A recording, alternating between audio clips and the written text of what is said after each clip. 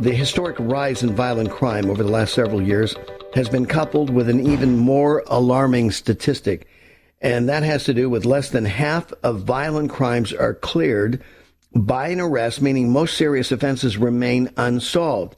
Now, is this contributing to the rise in crime? Well, the director of the Criminal Justice and Civil Justice Task Forces at American Legislative Exchange Council is with us right now, Nino Marchese. Nino, welcome to the show. Good to have you with us. Thank you for having me on. Did I say your last name correctly?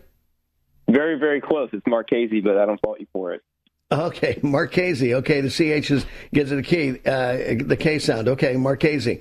I stand corrected. Well, Nino is with us to talk about this. And you know, it's interesting because, this is in the news quite a bit, that you've got some rather proactive district attorneys that are lessening offenses, vacating felonies, reducing them down to misdemeanors and the like. So there seems to be a trend here. Is the reason that some of these crimes are not being adjudicated is because we just don't have enough police on the streets anymore? Well, I think everything you said is accurate. There's a myriad of problems, many different cracks in the water pipe of public safety and criminal justice in America right now. Prosecutors not prosecuting certain crimes disheartens police officers. There's definitely a staffing issue in different police departments across the country. But I think the biggest thing that we're seeing when we work with our state legislators who are members of our organization, and what they're asking for is real solutions to the fundamental issues.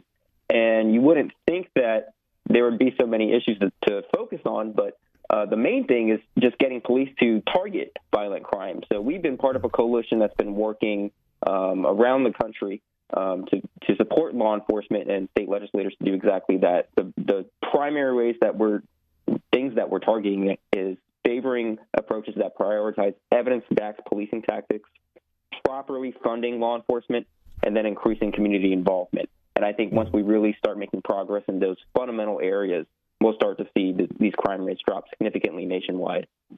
Nino, what happened? I mean, it seems like, you can, for sake of argument, you can go back 5 years, maybe even less than that, where it just seemed that the whole issue of policing and crime, and I think this happened even before George Floyd, there was something brewing, in the communities that was pointing to a need for either reform or maybe just a reconsideration of what law enforcement is all about. Absolutely. I mean, there were quite a few things that combined all at once in these last 4 or 5 years. The COVID-19 pandemic was big. That brought a lot of economic downturn, and then a lot of crime rose because of that. We're still seeing crime rates on the tail end of those effects take place today. I think there was a lot of ideological discourse from the 2016 election and the Trump administration. There was a lot of fighting politically, and unfortunately, law enforcement and protecting our communities got politicized somehow.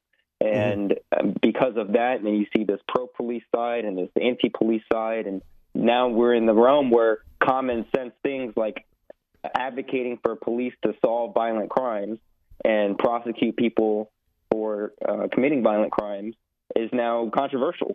And so that's the space we're in. And so rather than look at all these different cracks in the pipe and, figuring out what Band-Aid is best to tackle it, I think we all really need to get back at looking at the most fundamental things. Mm-hmm.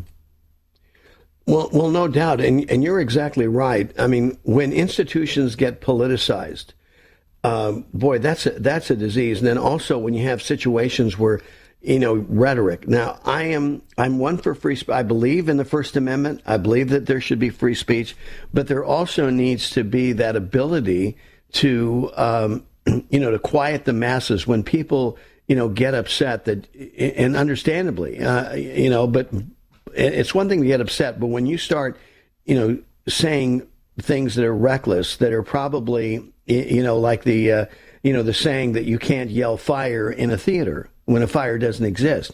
Well, I think there's instances and examples that have occurred in the body politic. That language has been poured into the marketplace, and it's done a lot of injury. And this is, what Like right now, for example, I'll just cite this as an example. You got the President of the United States calling 70 million people, in a sense, Hillary Clinton's term as a deplorable, but using a MAGA, for example, as a pejorative. I mean, that's unnecessary. And it doesn't get us to the point to where we need to be, where we can have a conversation and respect each other's position. But when you have indictments and you have statements that are put out, especially from, the President of the United States, I mean, that's irresponsible, to have that kind of rhetoric. And I understand politicians right now, it just seems like, well, that's the order of the day. All's fair in love and war and politics, and people can get reckless with their rhetoric. But no, you start creating some things that, are problematic. And the thing is I'm waiting to see, what you have here in terms of the key matrix is that when poverty is at its height, when you have an increase in poverty, then that seems to also, when people are struggling, that seems to have a relationship with the crime rate. Is that still fair to say? Absolutely. And I think you're spot on, too. I used to work on Capitol Hill for a brief period, and to say that rhetoric is weaponized and used as a fiery tool, toxic tool, is an understatement. It's been going on for a long time in American politics, but especially so, we've seen a big rise in that. And you're right, it's not helpful. It breeds fires and sows tension in the country. And I think that the biggest way to combat that is down at the local level with community relationship building. And so we've seen a lot of success in local municipalities, cities, and police departments that take that first leap to reach out to their communities. If we want those police departments to target the violent crime, target the areas that have those hot spots of violent crime, which usually are the more poor areas of the city. That's not a secret. We know there's a direct correlation there. And they can build relationships with the individuals in that community. You start to soften that rhetoric and soften that tension and that divide.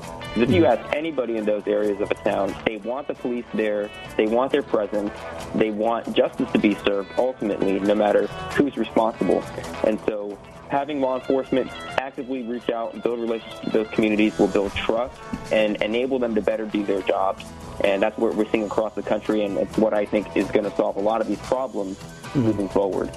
Well, safety is key. There's no doubt about it.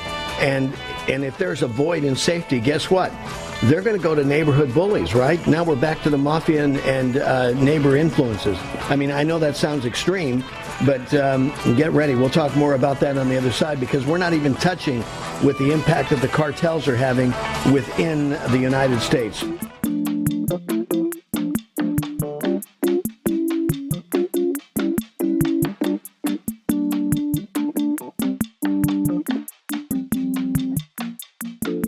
Nino is the director of the Criminal Justice and Civil Justice Task Forces at American Legislative Exchange Council. We're talking, crime. What do we do about the crime? After all that we've gone through, particularly in the last 5 years, George Floyd, all the riots, defunding police, things are not getting better. You see what's happening in New York, Chicago, all these major cities.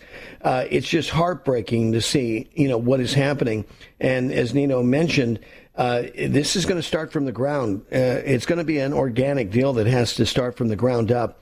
And, community policing is clear. But, Nino, we've got some damage to repair here, with the men in blue, how they've been, in a sense, abused and attacked. And I know some people want to draw exception, and these are minor exceptions, that have happened out there. And some of that just has to do with, maybe local police hiring the right people, as you mentioned, getting involved in the community. If you're involved in the community and you know the people, you're going to treat them a little bit differently. They're going to treat you a little bit differently. And I think that there's some positive indication that's happening. But meanwhile, we've got some ground to recover here, because through this process of defunding police, we lost a lot of talented people that just said, look, I'm out of here. It's too risky to be in law enforcement these days, right? Yeah, absolutely. You have definitely seen that police do not feel as valued as they used to. They don't feel as respected. big instances of, backlash towards the police in these riots. They are sensationalized more or less, but it has taken a toll over the country. I know that Governor DeSantis had an action taken in Florida to, recruit law enforcement to their state. I think they were offering fairly sizable bonuses for enlistment and other benefits to incentivize that, to speak directly to that problem that you're seeing. And so we are going to have to see a reformation of our law enforcement departments take place one way or another. And I think that the best way to do that is to look at GroundUp approaches that they can really start targeting violent crime, building good relationships with their local communities, and being properly funded in the right ways. Well, you've got an issue of success. The law enforcement and local communities have to start seeing, some fruit of their effort, and they feel like, okay, they're on the right track, and, they're having success. And that's what we need to promote more, Nino, in my humble opinion, is these local communities. Like you said, you've had some positive experience, and we need to promote these areas where things have been turned around. I mean, there's some areas, sadly, like in Baltimore and other areas that have been so devastated that, they have been, ravaged for over a decade. And there's a question whether or not they'll be able to come back, and that's sad. But where we've got communities that are recoverable, and we're having some positive, reports on, I'd much rather hear about that than all the, the crime that's happening in the subways in New York City, in my humble opinion. Is that fair? Absolutely, and there's plenty of examples to point to. Dallas has implemented a lot of these programs. They saw murders decrease by 13% after they first implemented these priorities that had evidence-backed policing tactics. Then they saw it drop another 9% in 2022, with violent crime dropping overall by over 5%. And because of that, arrests in general also decreased 11% because the strategy had been so effective at reducing crime overall. Another component of what they did is implementing something called focused deterrence, and it just has resounding effects over their community involvement and overall crime rate. They work with the community to intervene in advance of the crimes being committed, provide support services for the individuals in those areas of criminal activities, in the areas where there are gangs who don't want that lifestyle necessarily, or they're at least grabbable to get out of that lifestyle. And so intervening early on can prevent a lot of crime on the preemptive front. Other cities, Boston did this in the 90s. They saw youth homicides decrease by 63% per month. And so other cities are starting to take up these approaches with the help of the American Legislative Exchange Council and our allies. And so we would definitely recommend looking into some resources to help your city and local communities do the same. And the fact of the matter is, there needs to be a sense of urgency on this, Nino. I mean, look at our border, our southern border is open. We've got millions of migrants coming in. And, with all due respect, and I keep trying to remind everybody, the migrants are coming in. They have no loyalty to the United States. Their preeminent loyalty is to the cartels. They've signed deals with them that are beholding their parents back in their home country. They're holding that over their heads, and they're being used as tools, as profit tools to the cartels. Now, the cartels, most people have thought up until recently that their tentacles were just, south of the border. But the tentacles now have become quite sophisticated, and they're well entrenched within the United States. This is one of the reasons why I believe that, as they say, every state has become a border state, because you have this infrastructure that's promoting drug running and sex trafficking and human trafficking and, on and on, all this stuff that's evil and is loaded with crime. And this is going to have additional impact for local officials. So if they're not moving with a sense of urgency, then they're going to get caught, behind the ball here, because, crime is coming through the border in record numbers. You're absolutely right. I mean, we've seen it increase significantly in the last decade. I think Texas, as far as the actual border states go, kind of has it the worst from what we've seen and what we've heard. You're absolutely right that a lot of them aren't necessarily involved or a part of a cartel, but rather their families and loved ones are beholden by the cartel, right? And they're being forced to come across the border. We've seen a lot of that from Texas law enforcement. They're told, if a police car try to pull you over, don't stop. You run. And these are just civilians scared for their lives, their families' lives, a lot of them. And so it just goes to show how influential the cartel really is. It's not just their own men and guns on the ground. They're spreading out, and just to add to how deep and far the tentacles really go towards the apparatus, a lot of these drugs, mainly fentanyl, a lot of it's being manufactured and coming from China. And then it's going to Central and South America, primarily Mexico, and then being funneled up through our border here. So the problem expands even further. It's not just the cartels in and of themselves that bear all the responsibility, but China's involved in this game too. Exactly. Fentanyl has been drastically harmful to the United States and our community. Appalachia's been suffering, with drug overdoses for quite a while now, and it's spread to the rest of the country. And so law enforcement needs to be supported in every way that it possibly can. And I think it first starts with funding. Obviously, securing the border is a big thing, and we should probably look to reforming immigration practices as well. Oh, without a doubt. I mean, it's a supply chain of evil. And, Nino, when you go, it's almost like, let's go back to the basics. You've heard, of course, in your circles, the broken windows, offense. And there is that, you've got to look at that in every aspect. I mean, that can be, it can be measured and adapted, that idea of broken windows in dealing, with immigration, is that there needs to be this sense of expediency. You can't allow people who have broken the law to come in and stay in the country for an extended period of time. And the way they're flooding the border and flooding the systems, I mean, in some cases, they used to say, 3 to 5 years. Now they're saying it could be 8 to 10 years before they see a judge. Well, by then, how many kids have they had in the country?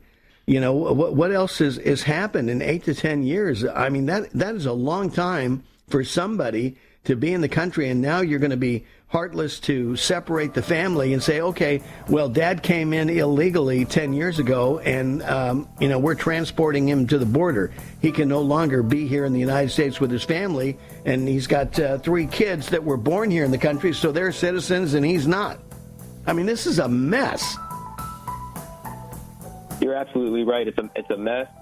Things don't get prosecuted and followed through with due process as well as they do in civilian court and standard criminal practice. It's a disaster, and I think a lot of it can be resolved if we look to reform our immigration system in a way that incentivizes people to want to come here legally. Not people with a criminal record, not people that are questionable, but the ones that have good reason that want to come to America for opportunity. So that way they don't have to look to illegal means like getting involved with the cartel to cross the border.